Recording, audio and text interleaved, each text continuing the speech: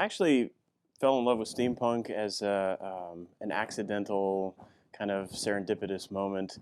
My wife, being the organizer of belly dance events in the fine state of Virginia, she organized a show called Silent Sirens, and it was a production company out of San Francisco, and it was a belly dance version of the I think 20s film Nosferatu.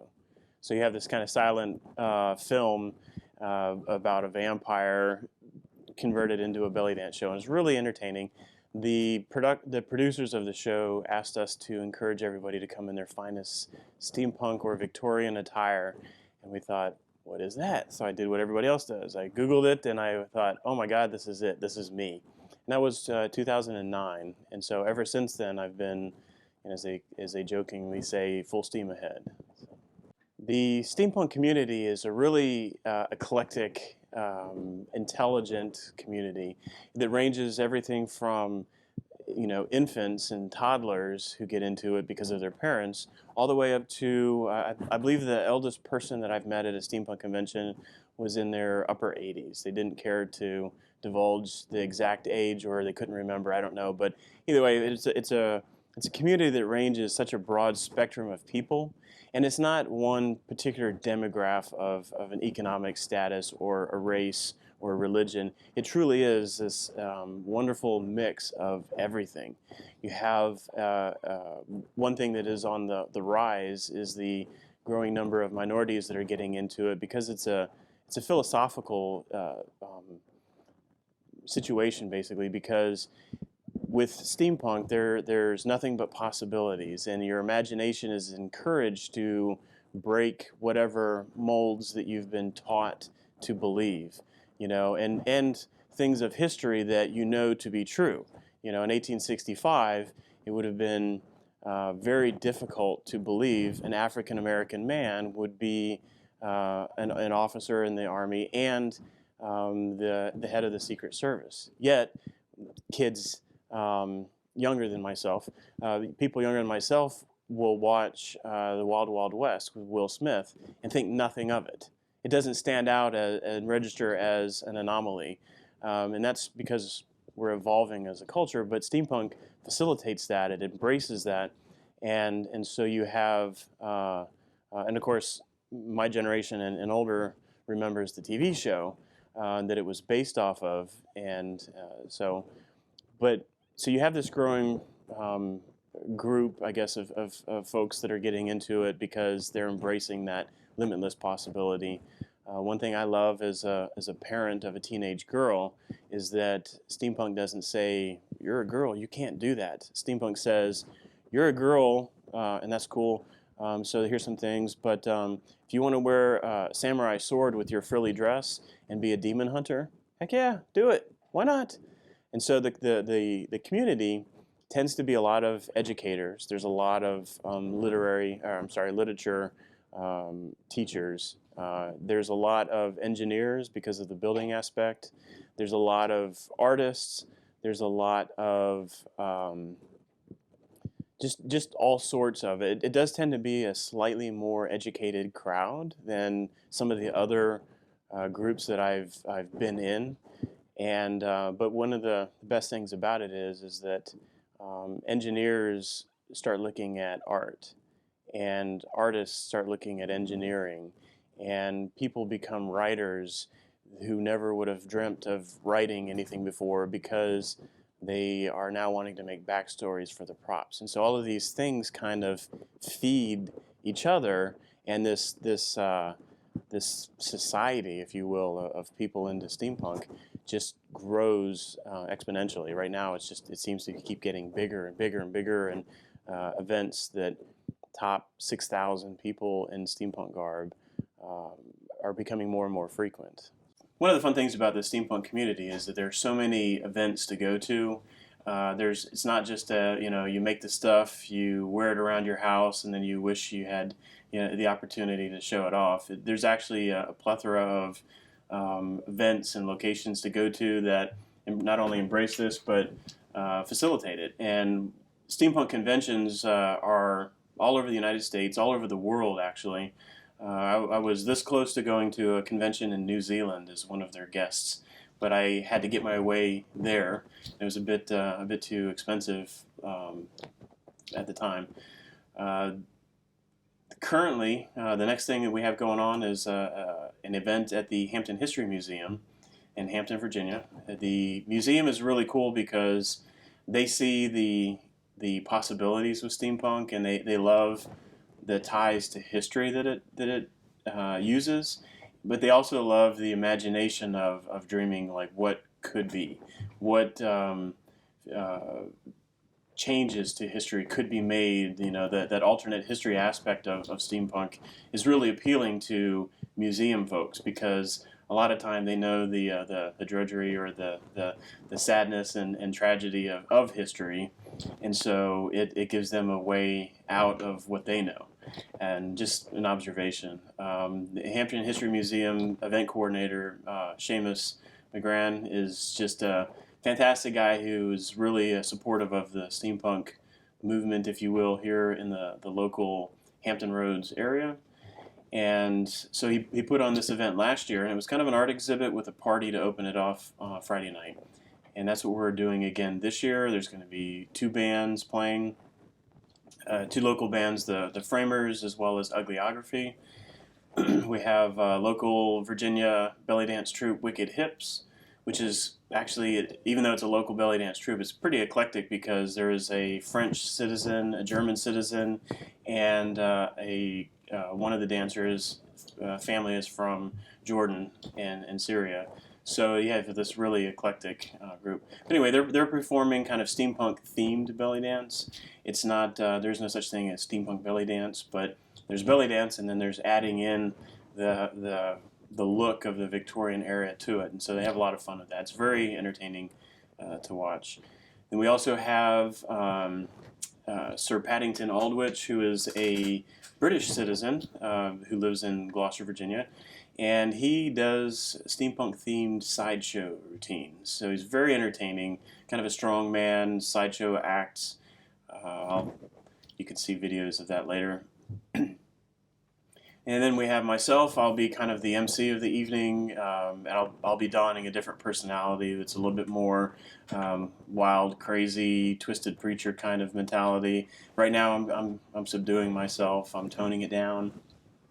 But there, I'll be turning it all up and embracing my steampunk motto, which is anything worth doing is worth overdoing. So, and I get into the whole, ladies and gentlemen, that kind of personality. And make it entertaining for people. They're paying good money, darn it, $5 to get in. They need to get every penny out of that. So, other events, some of the steampunk conventions that we're going to, I've been honored by being invited to come to Contemporary in Raleigh, North Carolina, as their maker guest of honor. Makers are the people that make. It's a very complicated term, very complicated definition. I get it, but just use some imagination. Maker makes. Anyway, I'll be there as their maker guest of honor, and also heading down in the end of August to Dragon Con, which is not a steampunk convention per se. It's a kind of everything sci-fi geek convention, but I'll be part of the alternate history track, which is the steampunk, and I am attending as a attending professional. It's kind of like a guest, but not at the level of, say, Leonard Nimoy and William Shatner. It's the poor man's guest, so which I'm totally thrilled by because I would go no matter what. It's incredible to see 60,000 people in costuming and having a blast, embracing their inner geek, and I will be there doing my best to represent Virginia and steampunk. So what is steampunk? It's kind of a hard thing to answer because there's a lot of different variations because it's such a personal thing. So I can answer it with a kind of a general description, and then I'll elaborate more on what I feel it is. Because you ask 100 people, you may, in theory, get 100 different responses. So the general version is it's kind of our interpretation of Victorian era futurism, their idea of what the future would behold. and our interpretation of that. So whether it be flying personal helicopters that were pedal bicycles that a lot of the artists of the time did, or works based on authors like Jules Verne going to the moon, or traveling the depths of the ocean in the Nautilus. These are all things that they could foresee as future possibilities, but they didn't actually exist at their time. Building a jetpack, but looking like this and wearing a jetpack, that's kind of steampunk. There's so many other aspects of it, though. From the literary side of it, writing books or reading books. If you're going to delve into what to read in order to figure out steampunk, start in the beginning and read Mary Shelley, Frankenstein, reanimating a dead corpse. It's kind of science, weird science. Even though that was 1830s, well before the Victorian era, it's still a great example of literary work that you can reference. Anything by Jules Verne, of course. He's kind of the godfather of steampunk. H.G. Wells, War of the Worlds. There's just so many things from that time that you can read. Mark Twain. Most people wouldn't consider Mark Twain a steampunk author, but I do, because it's kind of that's 7 Degrees of Kevin Bacon. You always want to find any way to tie somebody to steampunk. And he wrote Connecticut Yankee in King Arthur's Court, time traveler who creates the Industrial Revolution in King Arthur's time. To me, that's completely steampunk.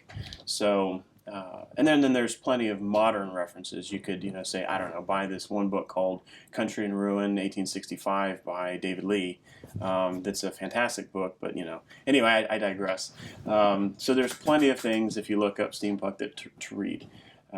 Some people get into it for the art aspect of paintings or making jewelry, making ascot pins or all sorts of things. Some people get into it, they come from the medieval reenactment side, and they get into making armor and weapons for steampunks to wear.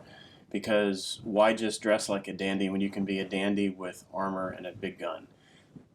That's pretty rockin', Then there are the music side of the house. There's so many bands right now that entertain steampunk community. I don't know that too many of them consider themselves a steampunk band per se, but there's Frenchie and the Punk. There is Abney Park, which considers themselves kind of steampunk pirate rock. They're out of Northwest Coast somewhere. Then there's other bands this way to the Egress. There's just so many bands. Valentine Wolf, that's kind of like Victorian, Gothic, steampunk, chamber metal is what they call it. So there's so many different things that you can listen to get a feel for what is steampunk, only to come to the conclusion that there is no real steampunk music. There's just steampunks, and they like a wide range of things. There's even steampunk rap, which is Professor Elemental, Mr. B, the Gentleman Rhymer, and Sir Reginald Pike Devant Esquire are all rappers that, if rap existed in the 19th century, this is what they think it would look like. And two are British, one is American, and it's great. If you've ever heard the song "Just Glue Some Gears on It and Call It Steampunk," that's Sir Reginald Pike Devant Esquire, who is somewhere in the Midwest. I want to say perhaps Ohio or something like that. But and he puts on this British persona, and he raps and sings, and it's fantastic. So there's so many different ways to embrace steampunk that really you're going to define your own. So these are just a few things of what it is, and the rest of it is really up to you. All right, Dave Lee here again from Hat and Cross Steampunk. I'm going to kind of walk you through a few sections of my house that have been authorized by my wife to show. There are other parts that are not authorized, and I really don't want to get in any trouble. After 21 years together, I know the boundaries of where I'm supposed to go. Anyway, so this wonderful piece of furniture here is used as a display of some of our fine works from Hat and Cross Steampunk Publishing, also known as HCS Publishing for short. These are some of the books that we have put out. Only a few of them. Some of them right now are out on loan, but for reviews. But band that I previously mentioned, Valentine Wolf, This is Once Upon a Midnight, the Curious Afterlife of Edgar Allan Poe, complete with a CD. Then we have books 1 and 2 of my daughter's series, which hopefully you'll be seeing another program about. That is the Novus Proprius Chronicles, teen author right here from Virginia. And then Steampunk for Simpletons is a relatively new book that just came out. That is kind of a steampunk for dummies type without taking their copywritten name. But it's I often refer to it as kind of a steampunk Bible because it has something like 20 different countries worth of people's input to what steampunk is. And various decorations. You can see that the steampunk community is rather eclectic. There's all sorts of things from history that we like, and then we of course like taking pieces of history and then changing them up, making a more sci-fi aspect. This is a lesson in size. See, people always think bigger is better, and that is not always the case. This is a very elaborate weapon that my wife built. We affectionately refer to it as the cricket, and but don't let its diminutive size fool you, for this, ladies and gentlemen, can take down an elephant in one shot. But, moving on. So over here we have my analytical engine of wickedness, sometimes called analytical engine of awesomeness. This is actually an 1881 pump organ that here you would pump up the bellows, filling up the bellows of air, and then you could play music. And it actually still works as a pump organ. It is a bit rough but then again, we're talking about a 133-year-old object. I built in my Mac so that I could actually use this as a workstation, of course equipped with webcam, only the latest and greatest high-tech features for me. Yes, some of the Mr. Bell's incandescent lighting that I'm more of a Tesla fan, but I'm trying things out. We're kind of doing a little bit of a test market for people. He also has asked me to try out his latest telephone, but it's kind of broke. It doesn't really work. I'm just waiting for Nikolai to make his own. Yes, of course, then I can monitor pressure buildups for the engine that's over here that is powering the whole device. It's very quiet. We've gone with the stealth model because previous ones were so loud that you just couldn't quite hear yourself think. So we've gone with a quieter model, which oftentimes falls unseen because it is so quiet. So perhaps much like hybrid cars, I'll have to add a fake sound to make it seem real. Anyway, and of course gauges to monitor what I'm doing, various statistics. Over here you'll see a fun piece that I thoroughly enjoy when I have the opportunity to take a deep sea dive with Captain Nimoy of the Nautilus. We built a series of dive suits for him, and he's got all kinds of plans.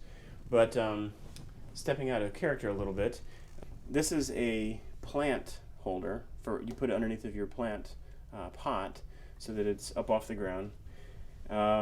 This is a vacuum cleaner hose, dead vacuum cleaner. We salvaged those pieces. These pieces right here on the side of the helmet and the top are actually toilet flanges. Got them from Home Depot. They're not used because that would be a kind of a crappy idea. But anyway, and then there's lighting on the inside that lights up when you wear it, so you get more of effect. There's a green plasma disc here that lights up and gives you a nice effect. And then, of course, if you're diving, you need weights to help keep you down. This is a great example of a steampunk, what you can do with things found at a flea market and junk. This is actually an old Zenith radio from the 1940s that if you had actually tried to plug it in and listen to it, it would catch fire and burn your house down. So I gutted it, and I put in an old karaoke machine from my daughter that was collecting dust, and I gutted that, put the guts inside of this shell, and made it an actual karaoke machine. It all plays off of an iPod. There's also a CD player on the side that actually works. I added a speaker here in this horn so that I could get a cool effect. And then there's two more speakers down in the middle, down there, to give you good clean sound.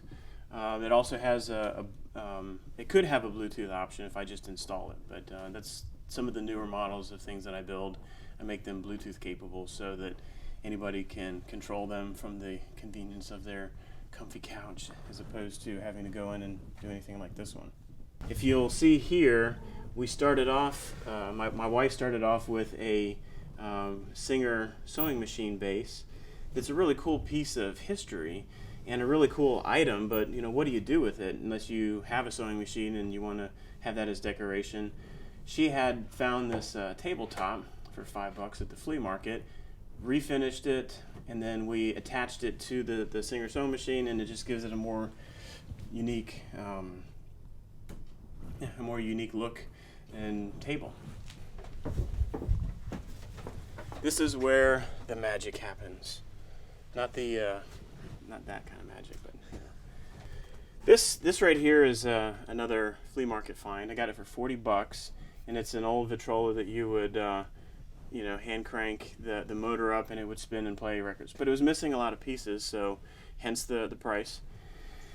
But I don't really care about making it a working record player because, let's be honest, how many people have records?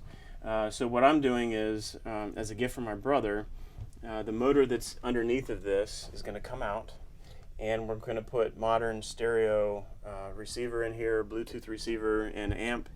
And then the speakers, actually the way this works is the speaker is a wooden tunnel basically that comes out here, and you would originally, this is how you would control the volume, by opening and closing these doors. And so the speakers are going to come into here, and this will still function, but he'll be able to control it with his iPhone. And this is where the records used to go. I'll make it, this will become like a small liquor cabinet for him. Absolute necessity for steampunks. Going down this way, we have a couple other things that I just kind of want to show you. This box is affectionately known as the BFB. It's the big frigging box. This is what holds my jetpack. This is the Morgan Aeronautical Destroyer of Satan's Arrogance. That's quite a mouthful, you must be saying to yourself, and that's because it's quite a story. You see, I was given the opportunity to enter this and another piece into the Mark Twain Museum art show. They had a steampunk art show, all Twain themed. And when they asked me, all the other artists were given a Mark Twain quote, and they had to build a steampunk piece that went along with that quote. I was a latecomer because they had a cancellation. So I had 2 weeks to put this all together. I had already built the jetpack, and the organizer wanted the jetpack in there. But he said, you need to come up with a way to tie a jetpack to Mark Twain. And so I looked through and I thought, Hank Morgan, the main character from Connecticut Yankee in King Arthur's Court, time traveler, he's used to 19th century technology, but I'm going to throw in a little bit of futurism there. And so in the part of the story where Hank Morgan is imprisoned in the Tower of London with King Arthur, I rewrote the story to include a German knight comes and purchases him as a gift in the wedding proposal of his love, who is in a town in Austria. Because I found in my searching, I found another story by Twain that deals with this kind of angel Satan entity that I forget the name of the story, but it's about young Satan, and he's kind of a genie type character that grants wishes that go awry. So anyway, I had the two meet that way, and then they get into a boasting competition of who the more intelligent, the more powerful is, and Hank Morgan makes a bet that he can fly. He can build a device to fly. And so in his attempt to, as he builds this jetpack, he proves young Satan wrong, and he flies, but he crashes into the side of a mountain and is laying there dying the winter. And young Satan grants him a wish, and he says, "I wish to go home." But he'd spent so much time in medieval England that young Satan defines home as the moment that he first shows up in Connecticut Yankee, where he wakes up and there's the knight looking at him by the tree. So that's his trick on the granting the wish. So anyway, you can read more about that on the Facebook page, but the whole story. But yes, this is my jetpack. These wings expand out, and these are the thrusters. This may look like a shower head nozzle, but I can assure you that this is a horizontal thruster. You're probably looking at this going, what in the world is a children's toy dinosaur doing up here? Well, like many steampunks, I see possibility in everything. And when I saw this, and I thought, and I was like, oh, it's sort of an automaton. It's sort of an automaton. I'm talking right now, please. So it's sort of an automaton, right? So I am going to take the rubber skins off. He's not very happy with this. And exposing the more mechanical looking aspect of it. And I'm going to paint him gold with rivets and make him look more like a robot. And then I'll have it in a cage, like a big bird cage, on display so that you can see this robot, dinosaur that I've captured in my time travels. It's very expressive. I mean, I still haven't decided if I'm going to actually remove the plastic skin or... Earlier you saw the dive helmet and shoulder piece. This is the actual dive pack. And one of the things that I kind of go for when I build steampunk props is what I call the 2-year-old effect. There is this effect that happens, and it doesn't matter what age you are. If you see something that awes and inspires you, especially at a geek level, the 2-year-old, your inner 2-year-old comes out and goes, "Ooh!" And I found that lights, especially plasma globes and plasma discs and sound effects, really foster that. And so I'm going to flip a switch here on the dive pack and show you my goal. So the first one turns on these headlights, which you can see, when you're diving and it's dark, bottom of the ocean, you need adequate lighting just to see. The other part that, and this is strictly for the 2-year-old factor, is this kind of lighting. So we have lighting in here that shows all of the barnacles and things that we've got going on, just encrusted starfish and shells. We have the lighting in here that provides some degree of mystery of what's inside of there. And then we have the plasma globes, which are my favorite. Only negative part about it is that people just can't stop touching it. I've even had people try to lick it, and I don't understand why, but there's, not everybody at a steampunk convention is normal. But the 2-year-old comes out and they go, "Oh my gosh!" and they get all excited. But looking at it real quick, these are some two tins that I picked up at a flea market. One had, I think, flour, and then this one says sugar. So when I bolted the bottoms together, made a neat tank. Used a dog leash, a dog harness as the straps to kind of help hold it in. And then I found this brass lobster. And my wife said, "What in the world are you going to do with a brass lobster?" And I said, "You know what? I will figure something out." So that brass lobster became a point here and here and here to help add structural stability to it. This right here was a pretzel box that I covered in aluminum tape, added this little bit for visual effect. So really lightweight, but adds another dimension, because basically when you wear the thing, this piece goes in and you wear it like that. When you want to stand it up on its own, the feet come out. Well, I needed a way to disguise the feet. The whole thing is built on a children's backpack, where you put your kid in your backpack and you go hiking. That's what the whole thing is based on. Added things like this to add a little Nemo effect of some beast of the sea coming out to, expose itself. And of course, warning labels. I like crazy warning labels. Do not touch. Not only will this kill you, it will hurt the entire time you're dying.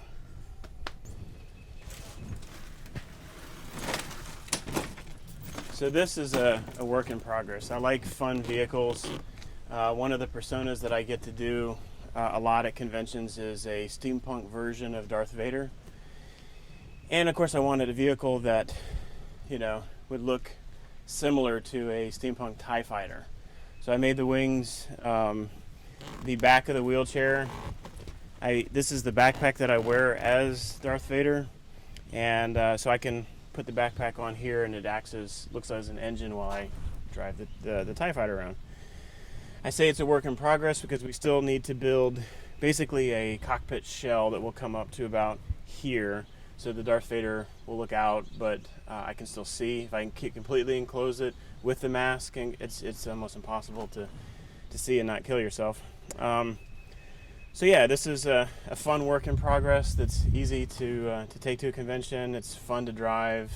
I like letting kids in open areas hop in there and take it for a spin.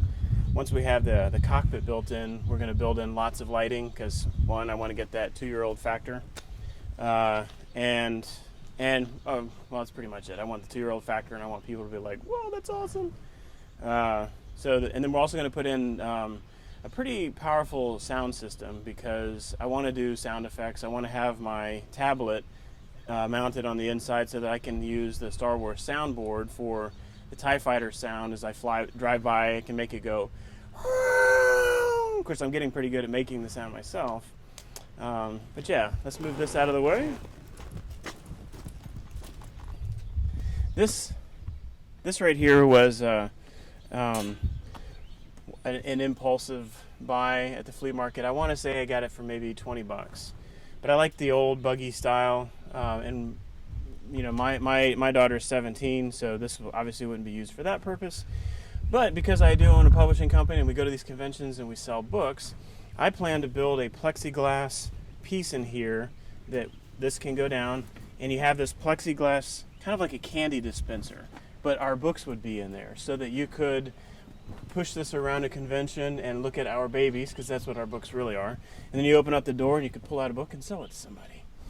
That's the plan, at least. So, as with most steampunk things, you have a lot of things in your garage taking up space and a lot of plans of what to do, but yeah.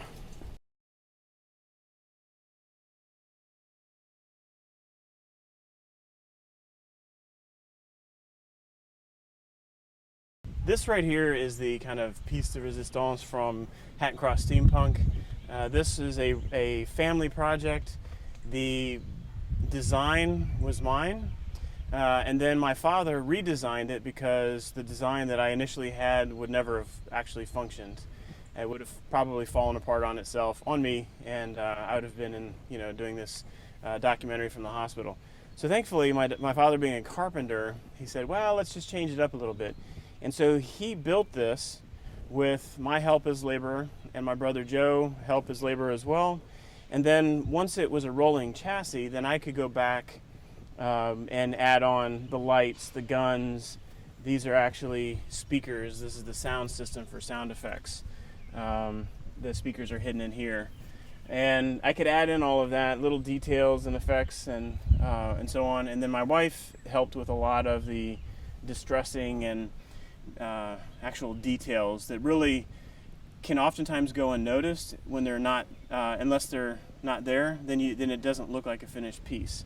But having, rust on the rivets, having pieces like, let me see, around the back here, you can see parts like this.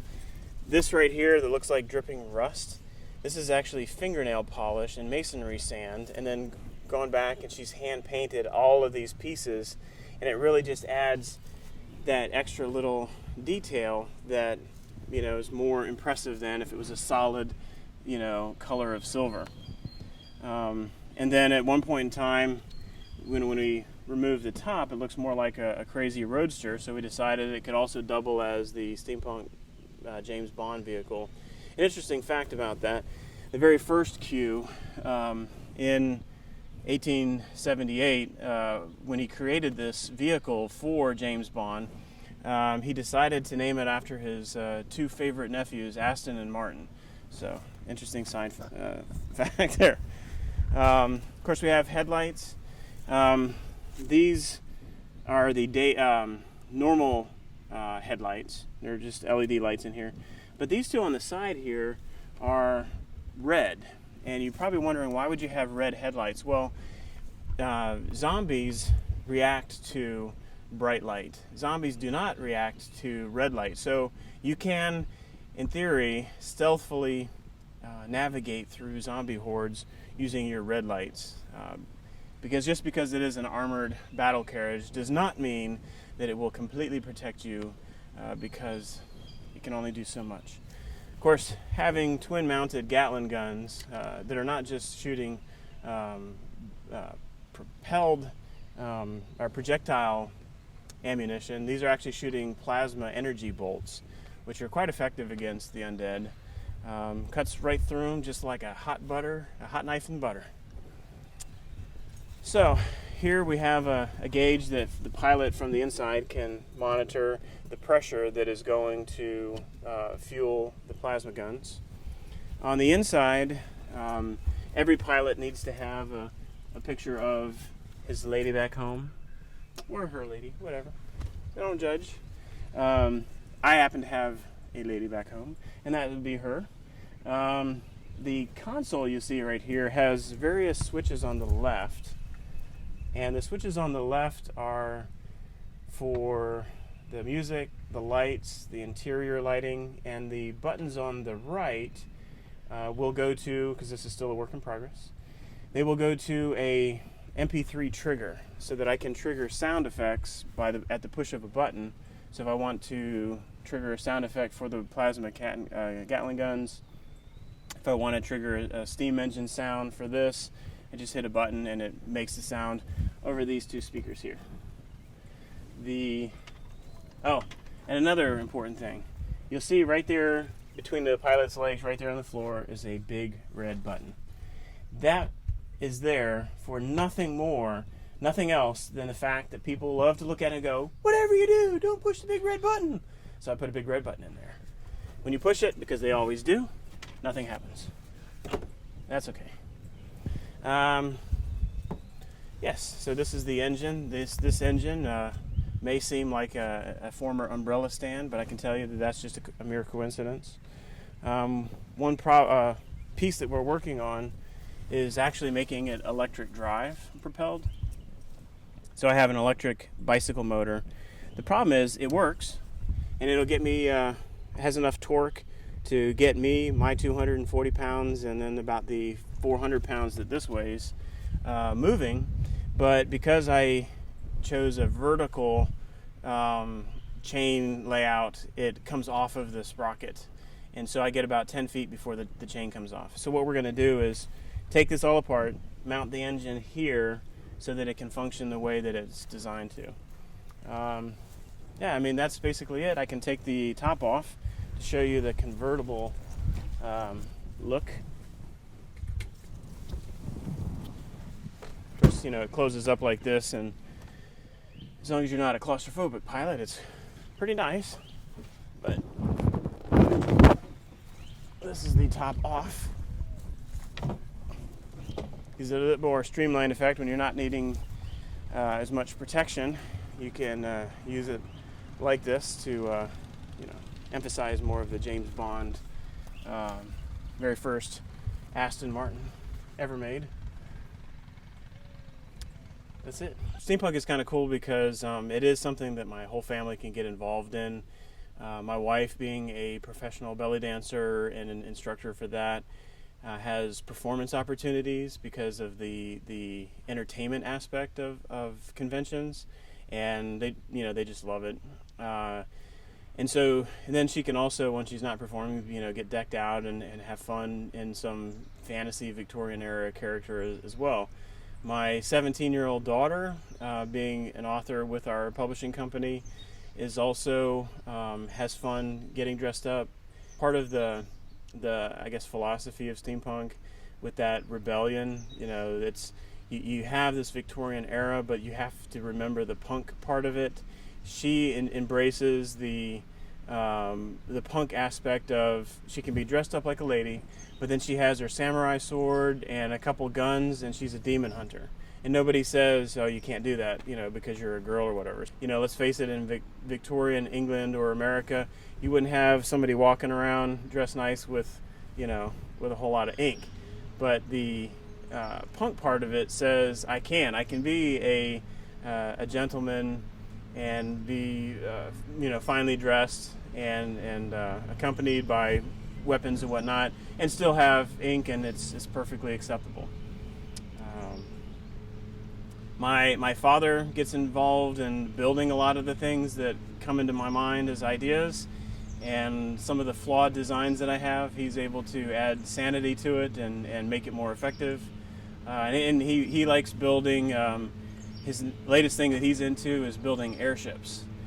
He's building kind of airship models. So I'll be taking delivery of a birthday present from last year in June of the airship that he built for me that is based off of the airship that's in my book. And